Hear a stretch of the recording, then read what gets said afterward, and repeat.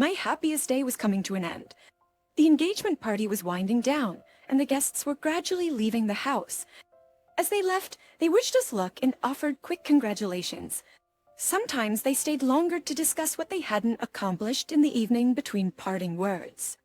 Just a couple of hours ago, Hank put a solitaire ring on my finger in public and announced that I was his fate from now on, and that we would go on together. I left my host to see his guests off, so I grabbed a glass of champagne and headed for the balcony. It was stuffy in the hall, and I wanted to freshen up and breathe in the cooler evening air. As I approached the balcony, I heard women's voices. Do you think Hank will marry her? I doubt it. There's nothing special about her. It's a bit quick, too. I stopped in surprise. There were only a few steps and a tube of palm trees between me and the men who'd been talking. I could not see the speakers, but I could hear them clearly. I could smell cigarettes. I did not want to eavesdrop, but I involuntarily froze in place. The conversation was going on. I don't remember Hank ever having a normal relationship. Pepper, you dated him too, didn't you? Yes, for 3 months. Why did you break up? He's weird. He doesn't really open up to the end, and it's all in bits and pieces. He's always busy. He never stayed with me once. Where did he find her? They say she's his secretary. Yes, she came for a job interview, liked her, and took her. I turned around and walked away. Let them say what they want. I won't let them spoil my mood on a day like this. I sat down in one of the chairs and watched how the hall was emptying.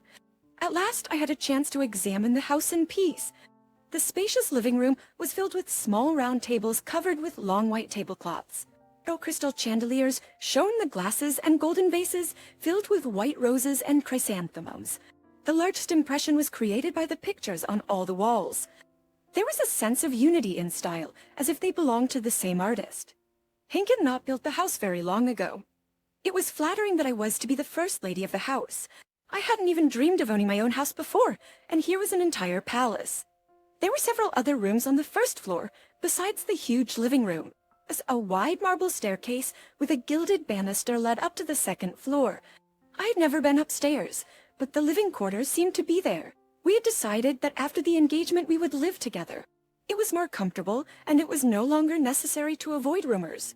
That evening, we solemnly announced that the wedding was a done deal and would take place next month. 2 girls passed me from the balcony, nodded slightly, and waved goodbye gracefully. I wonder which one of them was dating Hank, but who cares? I'm the one he's marrying. When all the guests were gone and the caterers had begun to tidy up the living room, Hank came up to me, held out his hand, and said, "Well, this is it. You're now my lawfully wedded bride. Come on, I'll show you to your chambers." Chambers? I smiled. Well, show me. This was going to be a very special evening. Bride and groom, we were alone in this house for the first time. Holding hands, we slowly made our way up to the second floor and stopped on the landing. I saw 2 doors. Hank smiled and said, pointing to the left, "Make yourself comfortable. This is your half. Everything you need is there. We'll bring your things tomorrow. It's my half." I didn't understand. Well, yes, the woman's half. There's a bedroom, a dressing room, a spa area, a couple of other rooms. You determine their purpose. What's on the right? I asked in surprise. What do you mean? He smiled. That's the men's side. Women are not allowed to go there. It's not even me. Of you in the first place. He laughed. Only Amy, the UA pair, you know her. She lives downstairs. If you need anything, you'll find her there. Hank opened the door to left and gave me a slight nudge forward. Go get some rest. It's been a busy day today. Thanks for the evening. The night. In complete bewilderment. I followed the direction indicated and found myself in a corridor with several doors. All of them were open, clearly indicating what was inside. I stepped into the bedroom and looked around. A wide bed covered with a plaid with cherry blossoms, the same pattern of curtains, a floor mirror, a pair of easy chairs, a dresser, and an elegant table with a vase of orchids. Expensive, well-made, very beautiful. Surrounded by this luxury, I felt a little alien. That's all right, you must get used to it. I said to myself, "Acceptance." This was my home now. I spent the night alone, listening intently for footsteps, but it was quiet. Only occasionally through the open window came the sounds of passing cars and barking dogs at the other end of the cottage village. To be honest, I did not expect to be alone that night, and I waited, but in vain. So began my life in the new place. As the days went by, nothing changed. Hank lived in his half of the house. I lived in mine. We'd meet in the dining room in the morning, have breakfast, then get in the car and head for the firm. At work, we went about our business as if there had never been an engagement. At the end of the day, they got back in the car and drove home. Persons home or to a restaurant, sometimes to one of the scheduled events. Evenings were spent together, most often in the living room. We'd watch TV, read, talk, and then Hank would say goodbye and go to his side, wishing me good night. Sometimes he would visit the Japanese-style room, but not for long. Attempts to detain him were useless.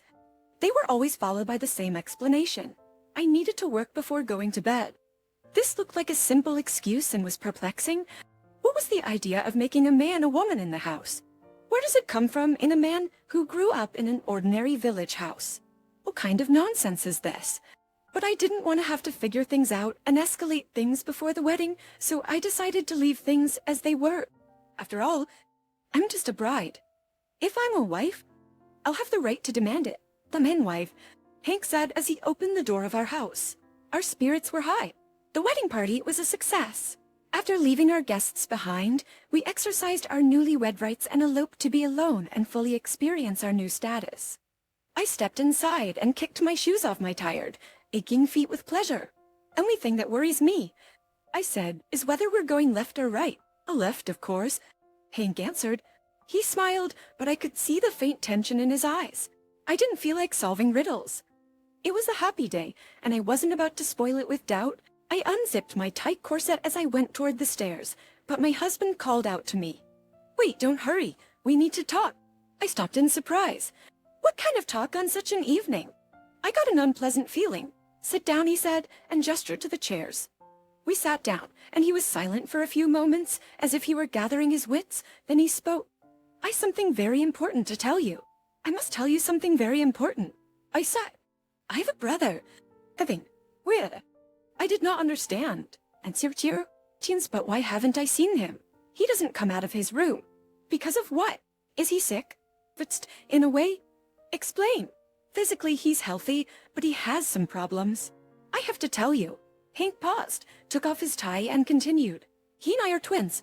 He suffered a psychological trauma as a child. Our mother died in front of him. After that, he went silent and hasn't said a word since. It was just me and my father. We lived in the village. After his death, we were assigned to different orphanages. Me to a normal one, Irvin to a specialized one. We didn't see each other for several years. Then I took him away and became his guardian. Is he incompetent? Technically, yes. But in fact, he's quite normal. He just doesn't talk. He's withdrawn into his world and doesn't want to communicate with anyone but me. He doesn't go out. No, he doesn't. He can't even leave the house. I've tried to get him out, but he has a panic attack, and I built the house for him. If we lived in an ordinary city apartment, I couldn't get married. What I heard shocked me. Why didn't Jitme tell me before? This is a very personal subject. I did not want to talk about it to a stranger. You're a wife now, a part of me. You could have told me after the engagement. What does he do all day? He draws or reads. Funny day? I wondered. Why? The classic spiritual literature. He orders a lot of books from the internet. And what does he draw? All the paintings in the house are his work, so he's a talented artist. Yes, I sell his paintings all over the world. Irvin was very attached to his mother, and I loved being with my father. He took me with him all the time, fishing, hunting, teaching me how to work on the tractor. I wondered. I pictured Irvin, pale with Hank's face, sullen, brooding, a little feminine. Have you tried treating him? Yes, but he refuses to go to the hospital. I brought a doctor here, a professor. He examined him and said he could help, but Irvin still had to go to the clinic. My brother flatly refused, no matter how much I persuaded him to. Sometimes he can be very determined. In fact, I think he's fine with it and doesn't want anything to change. Does Amy help him? Yes, we've known her since we were kids. She was a friend of our mother's. Does Irvin know that you got married? Of course he does. He knew about the engagement, too. Did you ask him to come to our wedding? No, he wouldn't go. You didn't stay with me because of your brother. Yes, I'm embarrassed for him. We have a habit of going to his house every night before I go to bed. What do? I usually sit in a chair and tell him about my day. He listens in silence. Then we do our own thing. He reads or draws. I look through the documents on my laptop or read too. We communicate even when we're silent, and it's very important to both of us. How does he explain himself to you with signs? Yes, with gestures, looks, facial expressions. I always know what he wants. We're very close. I got married, and that's a problem for both of us. It won't be easy for Irvin to get used to the fact that I have someone other than him. Will you introduce me to him? Yes, and I want to ask you. Ask me what? That you find common ground with him? I think you can influence him. In what way? You're a lot like her mother. Really? You didn't tell me that. I noticed it as soon as you came in for your interview. So you didn't hire me because of my business skills? Yes, I grinned. Today's truly a day of discovery. Hank didn't notice the bitter irony in my voice and continued with more and more enthusiasm. I'd like you to become friends as much as possible. Suddenly you would be the trigger that would start the recovery process and help pull him out of the world he's hiding in. And how do you envision that? Am I supposed to sit in a chair while he reads or writes? Perhaps that too, but I've an idea. I want to ask him to paint your portrait. I have a feeling it might help. What do you think? I shrugged, unable to hide my disappointment. A fairy tale about love turned out to be a drama in which I was to play the leading role. Casting is done, script is written, contract is signed. Let's do it. Okay, why not? I'll do it, I said. When will you introduce us? Tomorrow morning. Oh, I hope you'll stay on the left side tonight. I can't. I have to introduce you first, explain to him that our lives have changed, and things will be different from now on. He has to let me go voluntarily, or he'll feel betrayed by my leaving. He might shut down even more. Are you asking me to be alone tonight, too? I felt my anger boil up inside me. It's just one night. Tomorrow I'll introduce you, and a new life will begin for all of us. No, what? He didn't understand. I'm willing to be alone on my wedding night, or I'll be psychologically traumatized myself. We'll go to him right now. Please, Nub, Hank asked, confused. Yeah, what's the problem? I do not know. I'm not ready. I stood up decisively and zipped up my wedding dress. But I am ready. Let's go. Come on, don't be afraid. It's okay if I don't have my shoes on. You can't see it anyway. He followed me reluctantly. We went up the stairs and entered the men's quarters.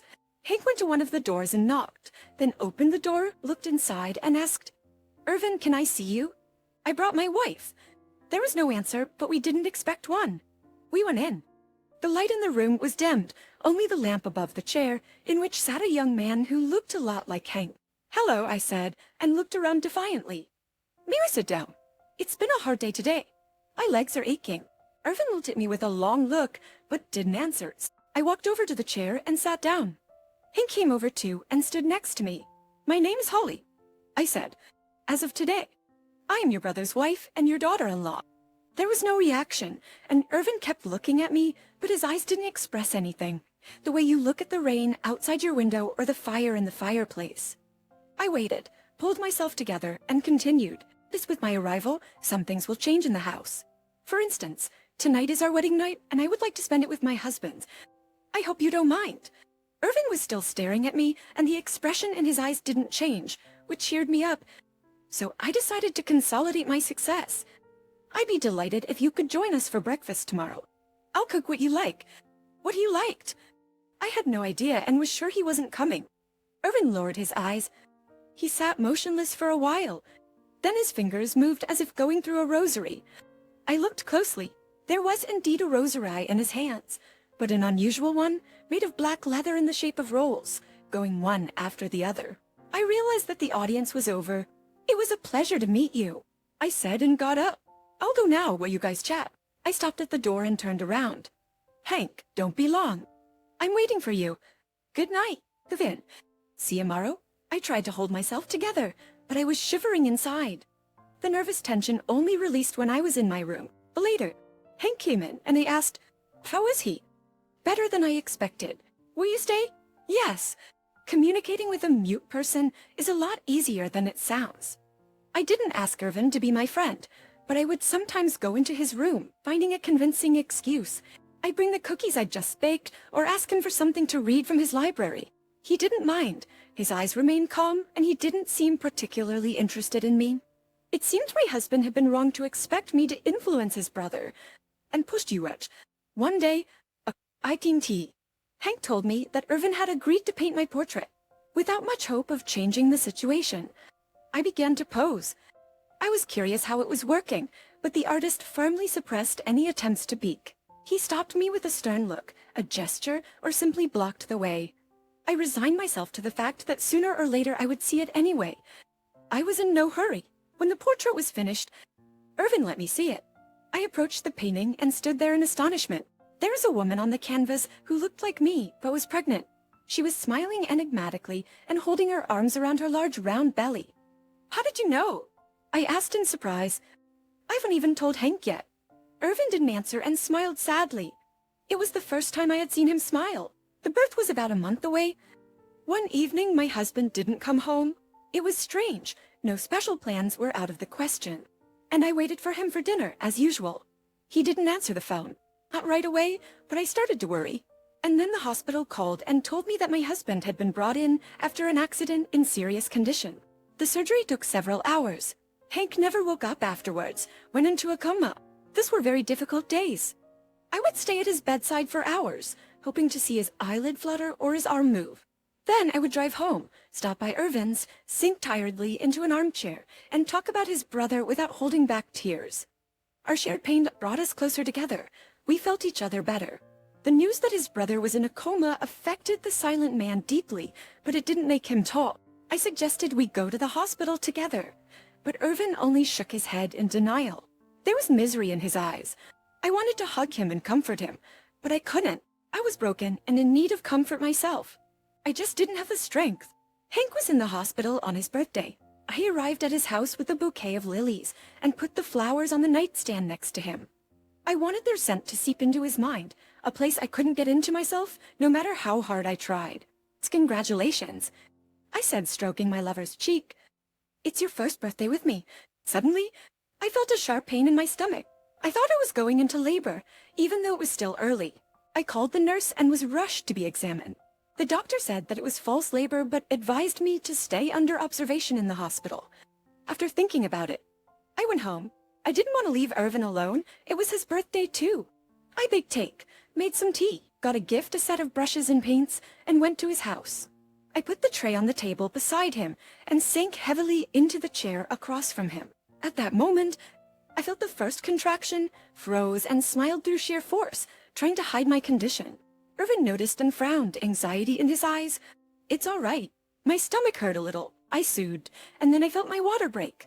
Here we go, we should have stayed in the hospital. Before he had time to think about what to do next, I felt the next contraction and cried out in pain. Irvin jumped up and glared at me. I couldn't say anything but moan. The worst part was that the contractions were lengthening and coming one after another. I needed help. I needed to call a doctor right away, and the phone was still in my room. Irvin picked me up in his arms and carried me from the chair to the bed. "Help?